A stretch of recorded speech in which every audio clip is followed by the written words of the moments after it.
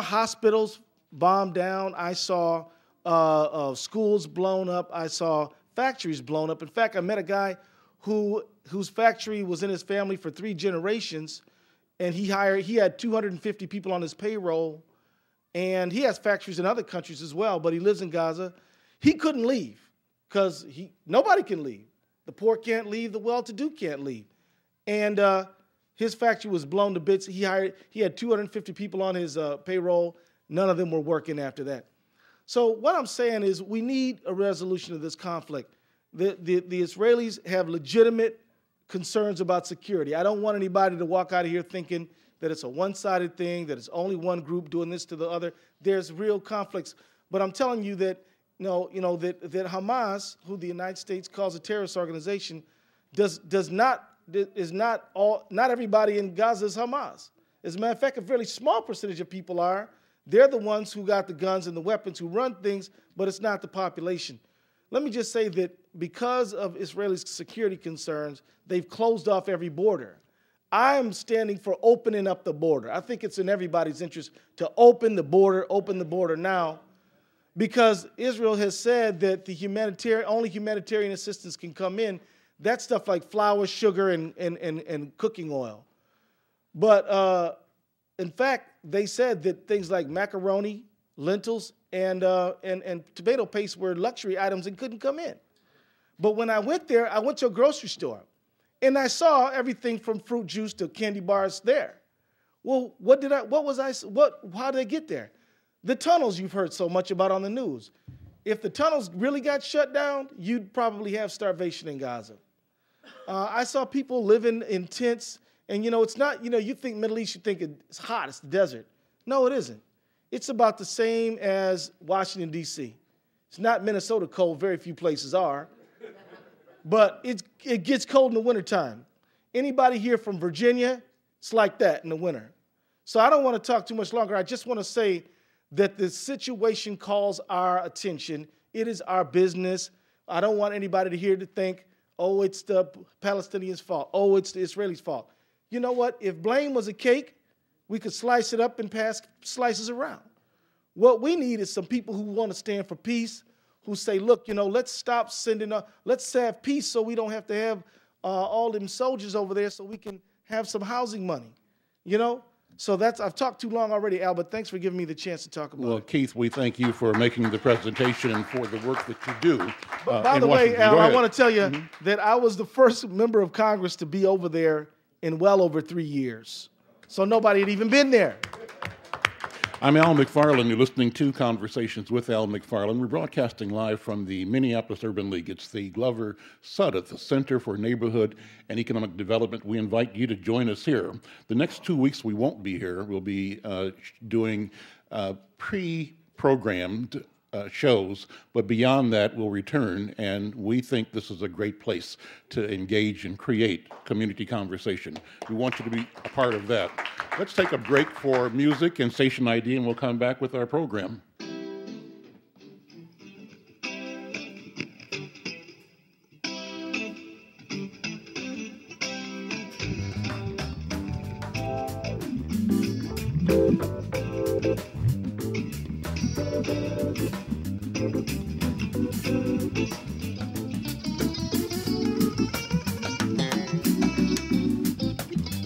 Right back to our host, Al McFarlane. All right. I'm Al McFarlane. You're listening to Conversations with Al McFarlane, broadcasting live from the Minneapolis Urban League in North Minneapolis. I want to introduce 2 more guests today, 2 special guests, 2 friends. Rabbi Amy Eilberg is the first woman ordained as a conservative rabbi by the Jewish Theological Seminary of America. And after many years of work in pastoral care, hospice, and spiritual direction, Rabbi Eilberg now directs interfaith dialogue programs in Twin Cities, including at the J. Phillips Center for Jewish Christian Learning and the St. Paul Interfaith Network. She teaches the art of compassionate listening in venues throughout the country. She's deeply engaged in peace and reconciliation efforts in connection with the Israeli-Palestinian conflict, as well as with issues of conflict within the Jewish community. She lectures and writes on issues of Jewish healing, spiritual direction, interfaith dialogue, and peacemaking. Rabbi Eilberg, thank you for being here. And I'd like you just to react and respond to the comments made by Congressman Ellison, and the public's need to embrace our responsibility, our understanding of the conflict in Gaza. Well, a couple of introductory words. One is to say that it's really a great honor and pleasure to be sitting here with Congressman Ellison and with Father O'Connell. I wouldn't say I've been actively praying every day. I should be praying every day for Congressman Ellison's safety and success and vitality, because I believe he's going to do extraordinary things, not only for our city, but really for the world. I believe that. So I applaud his courage and his skillfulness and pray for his success.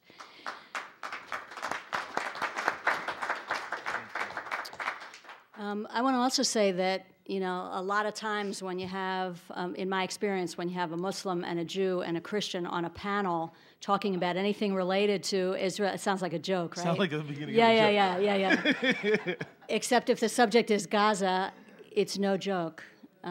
This is a topic, this is an issue over which many, many people continue to die, old and young, people who have contributed to the conflict, people who are absolutely innocent. So it's a tragedy that reaches to the gates of heaven. So I'm not your average rabbi on this issue.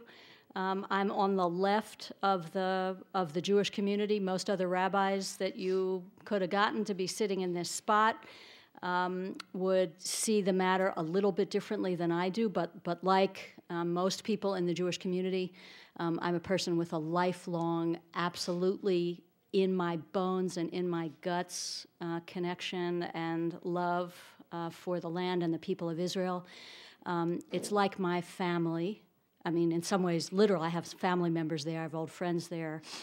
And when I hear negative words about Israel, it feels like having my family attacked.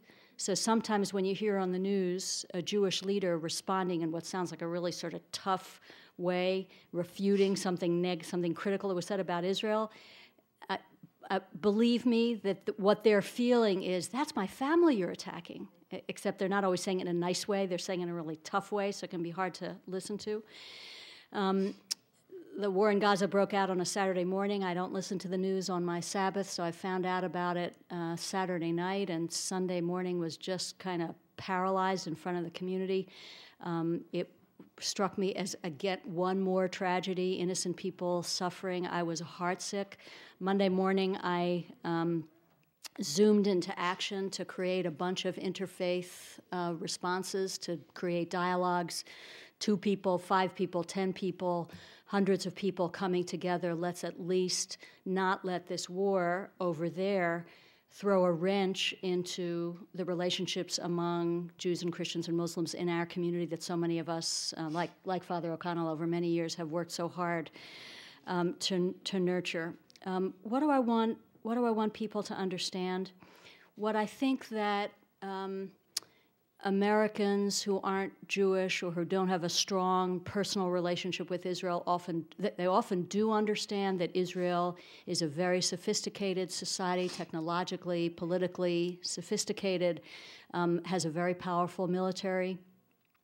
So I think a lot of times Americans just reading the news who don't have their own, who haven't sat in living rooms and in dining rooms and shared meals and family celebrations and sorrows with Israeli Jewish families. If you just read the newspaper, you see Israel and you see Goliath. You may see, militarism. Israeli Jews, almost to a person, easily 95%. Who's David and who's Goliath? Israeli Jews, we don't feel like we're Goliath. We feel like we're David. And that's because of a 2,000-year history of being persecuted, of being exiled, of being oppressed, of being hurt to the point of genocide at times.